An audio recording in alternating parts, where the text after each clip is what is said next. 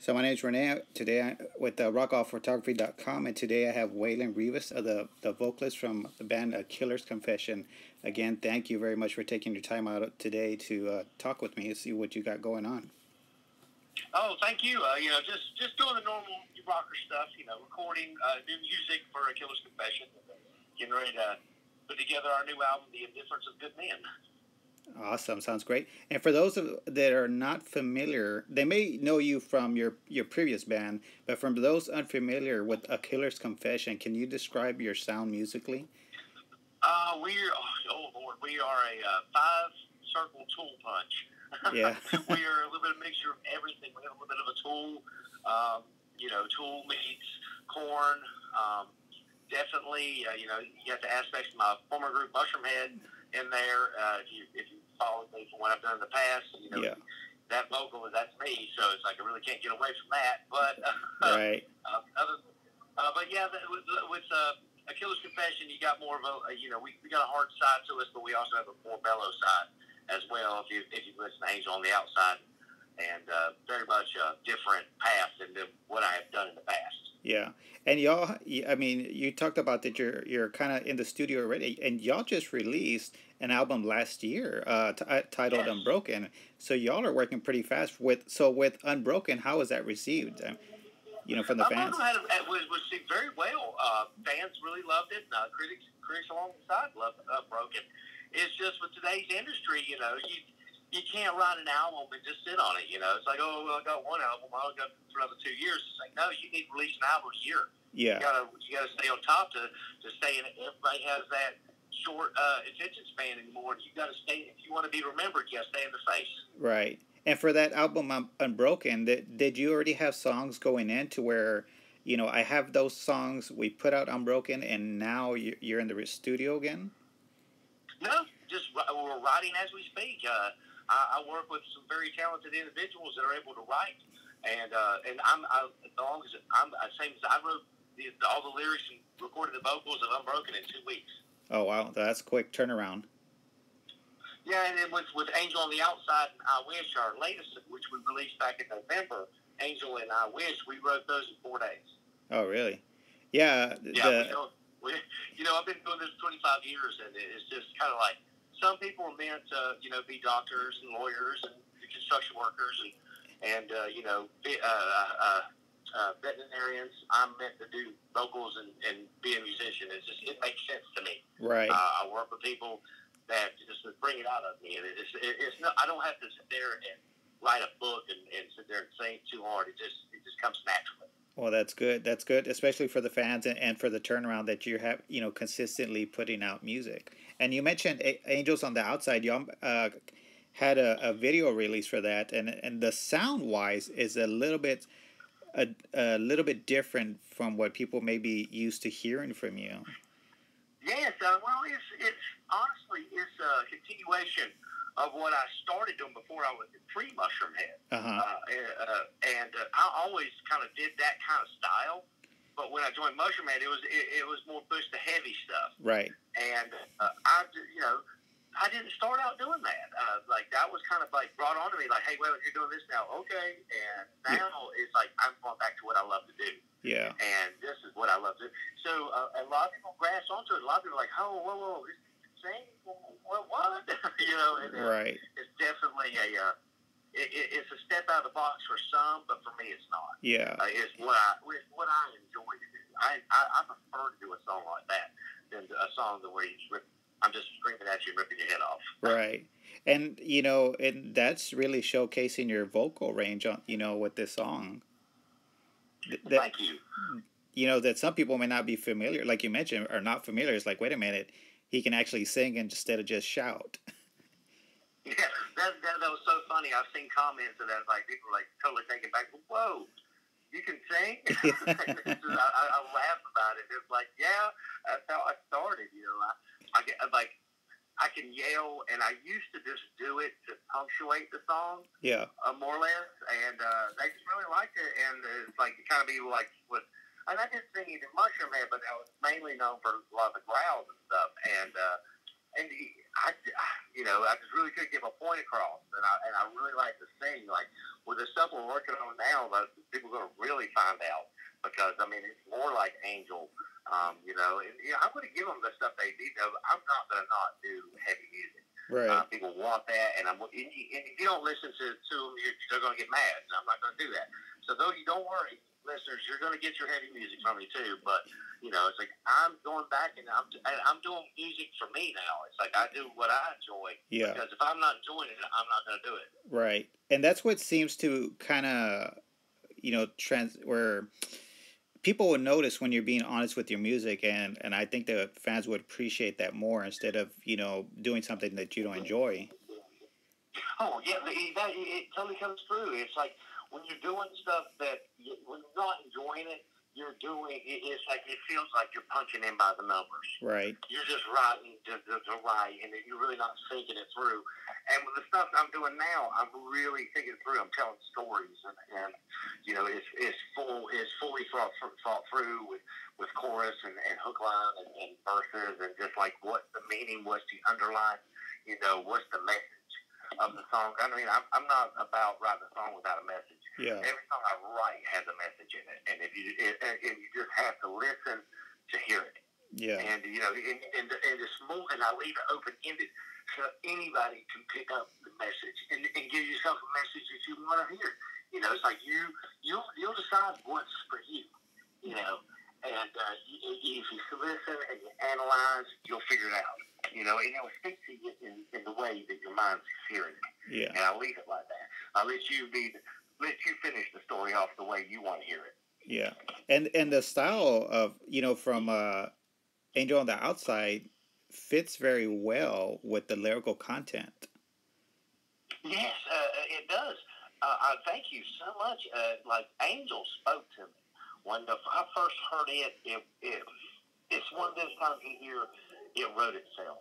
Yeah. I had it. It was in me, and the story was wanting to be told because it's a true story. It's where I was coming from when I left Mushroomhead. Yeah. And it was very easy to write because I just had to revisit where I was at emotionally, and I was able to write about just that loneliness and that just like what do I do, and it was very and I find it easier to write like that and to speak from the heart because people, it doesn't matter what you do, we've all lost something.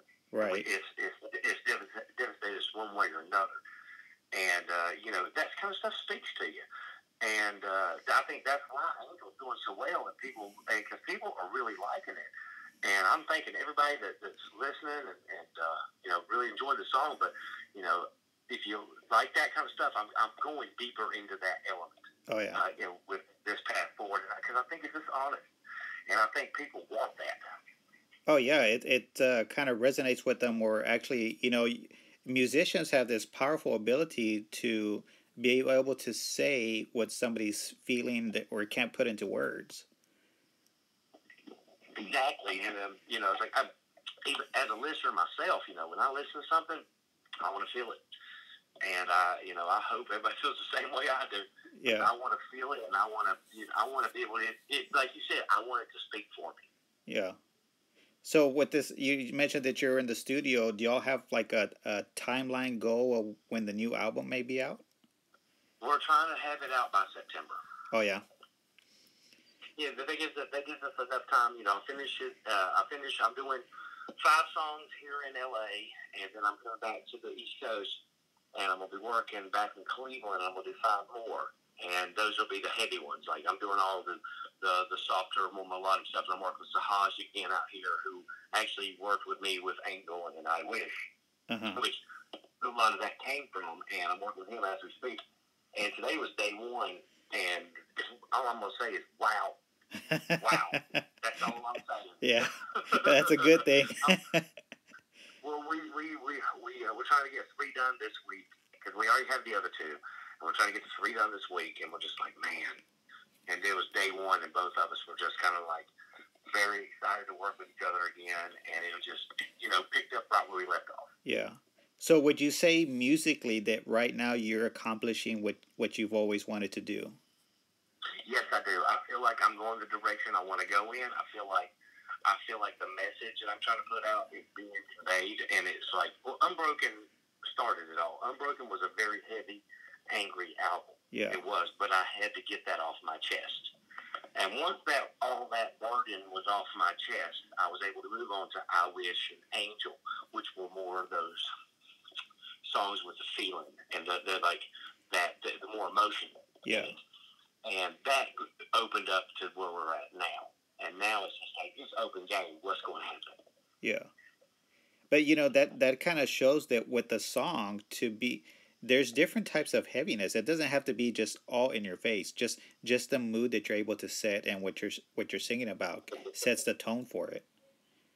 Oh yes, today's mood was just like I'm gonna be honest. I mean, my jaw was on the floor. Yeah. And I mean, left. If I could put on a scale of 1 to 10, I left on a 10. Like just like very eager to just like ready to lay vocals. We wrote the verses and the chorus today, and laid down the scratch tracks, and I'm just waiting to go back and knock it out of the park, because like this, if you thought Angel was deep, you don't know. That was just the topsoil. Yeah. Like it got really deep today, and we got more to do, and it's like if that's day one. Wow. Yeah, this is something really to look forward to then. Oh, it is. And it's definitely, it's like everybody's like, well, are you going a different route? It's like, I'm going the route the music takes me. Yeah. If the music takes me down that route, like you said, there's different forms of heaviness. I'm going to go down the route that's speaking to me in front of me.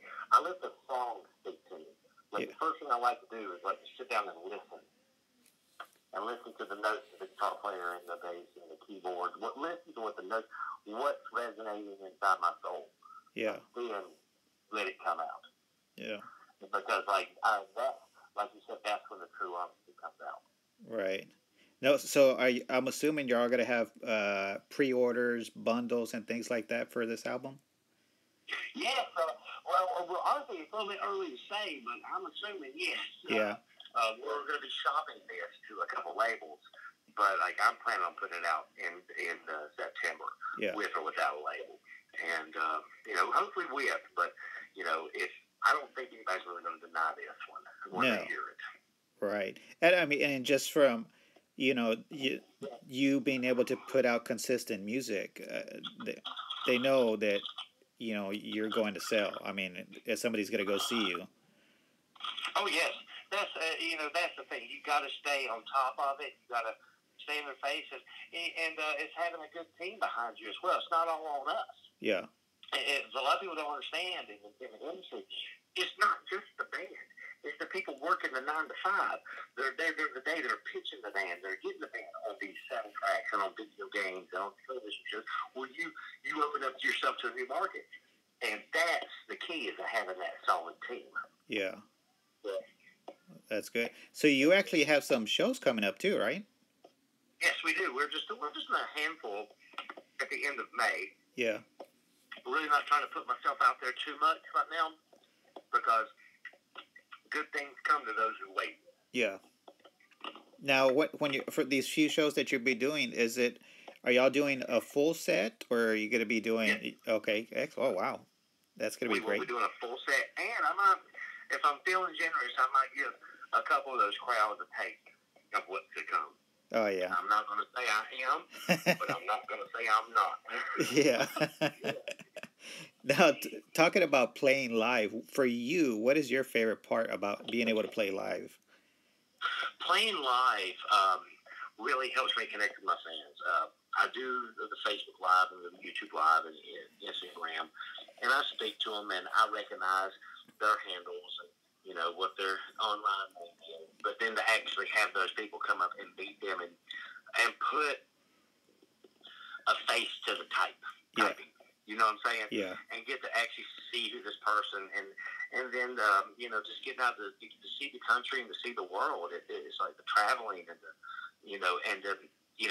when you play a song like Angel live and then you can stop and the crowd sings it to you, it just makes it blows your mind. And there's no other word for it for me. It blows your mind. Yeah. Well, I'm sure. That's the best part of me. Like, I tell up and coming kids who ask me about what the best part about being a singer is, and that's my word. It's like when you stop mid sentence during the chorus, and everybody sings it back to you. And me being a bald man, having whatever hair is left on the top of my head stand up, you can't beat that feeling. That is why we do it. Yeah, that's good to know. And as being a fan of music, I mean that's great to hear. You know that. I mean, we're kind of feeding off of each other, the musician and the fans. You know, we're there for each other. Yes, they are, and that you're right. We are. We are there for each other, and there's no other reason to be there. It's my job to take that 9 to 5 job you work every day, and you spend that money. It's my job to take all that pressure of everyday life off your shoulders for an hour and let you enjoy something. Yeah. That's the purpose of music, to let it go and just to be a part of something else. And it's like you feed off that. I feed off that. That's like one of the greatest feelings ever, is just to know that I have the privilege to take that off your shoulders for just that little bit. And be like, all right, I don't got to worry about how I'm going to buy groceries. I don't have to worry about how I'm going to get to work because the car's broke down. I got 4 kids. You don't have to worry about that while you're there. All you got to worry about is that song and enjoying yourself. Yeah, it's a beautiful thing. And it is a beautiful thing. And a lot of people forget that. They make it their job. It's all business. And it's all just like, it's like, forget that, man. Remember, man, it's about them. It's like what we're doing is for them. Yeah. It's like, it's for me, too. I sing for myself. Like, trust me. I got to enjoy it first because it's for me. But I got to remember I'm doing it for you. You know, it's like, because you're there, you're paying your hard-earned money to see me. Yeah. And it's my job to take that off your shoulders just for that 5 minutes and just let you be like, man, I heard what I want. That feels good. And you can leave. And you're happy. Yeah. That smile, like sometimes I'll be on stage and I'll just see that smile. And that's worth more than $1 million. You know, just that smile from the crowd. Yeah. Of just like they're enjoying it and they're in that moment. And it's a moment that I remember. And, you know, that right there is that's being wealthy in itself. Yeah. It's the best kind. It is. It's like I may leave this world like Van Gogh.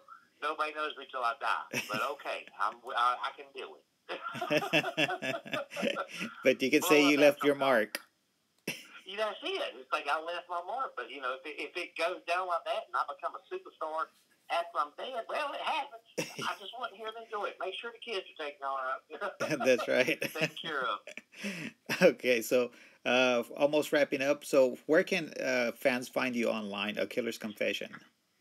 You can find us on Spotify. You can find us on YouTube. You can find us on Instagram.